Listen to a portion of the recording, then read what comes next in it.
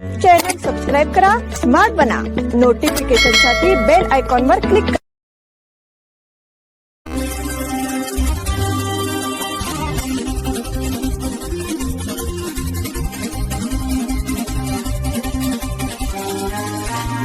नमस्कार, स्मार्ट न्यूजच्या आजच्या बुलेटिनमध्ये आपलं स्वागत.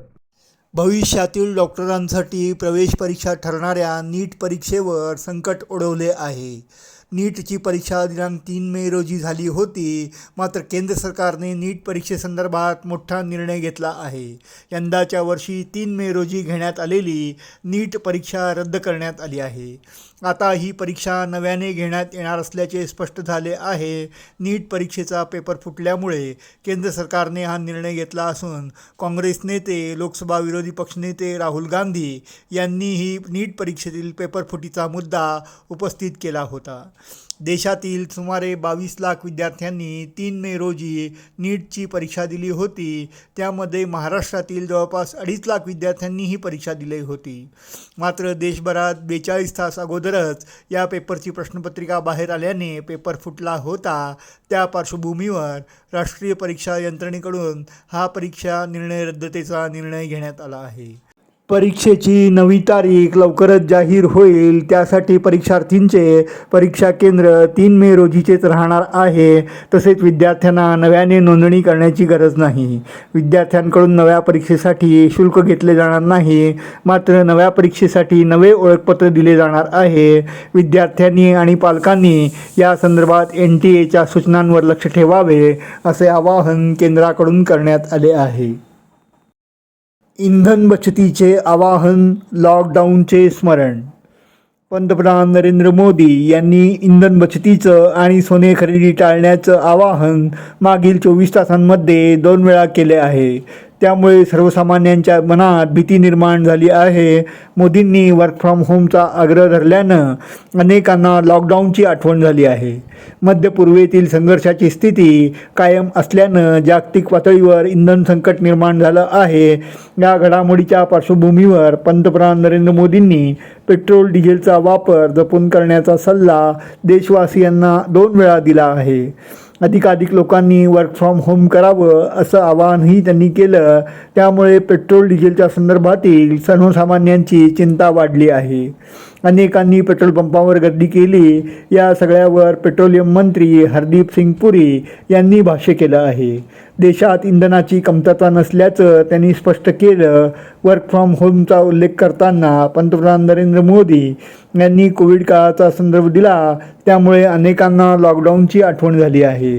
लॉकडाऊनच्या भीतीनं अनेकांना चिंता सतावू लागल्यामुळे पेट्रोलियमच्या ठिकाणी गर्दी होऊ लागली आहे. मात्र सरकारची भूमिका स्पष्ट करताना हरदीप पुरी यांनी सांगितलं की देशात लॉकडाऊन लावण्याचा कोणताही मानस नाही.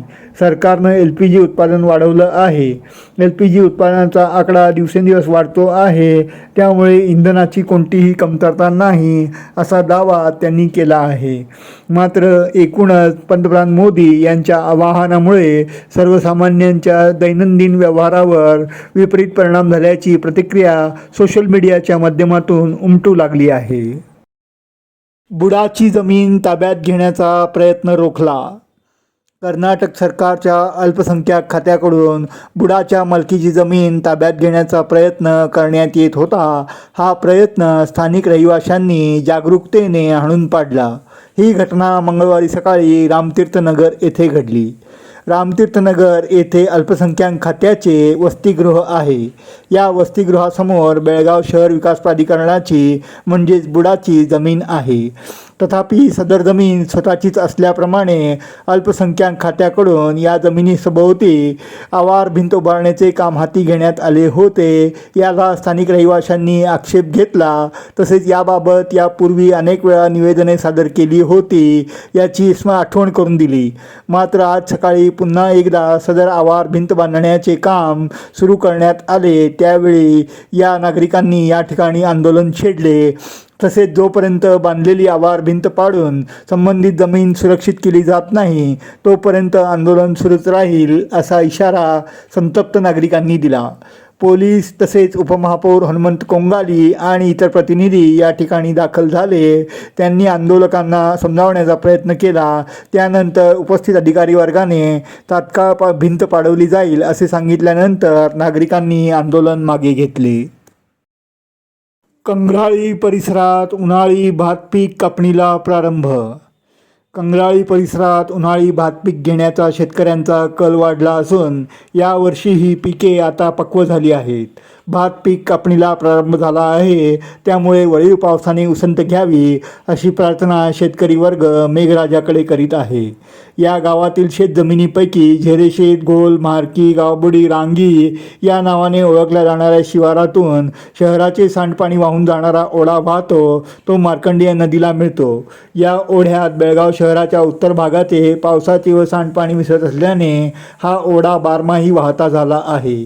त्यामुळे अलदगा क्रॉसपर्यंत मार्कंडेय नदीलाही या पाण्यामुळे ओढ्याच्या काठी असलेल्या जमिनीत ओलावा हटत नाही.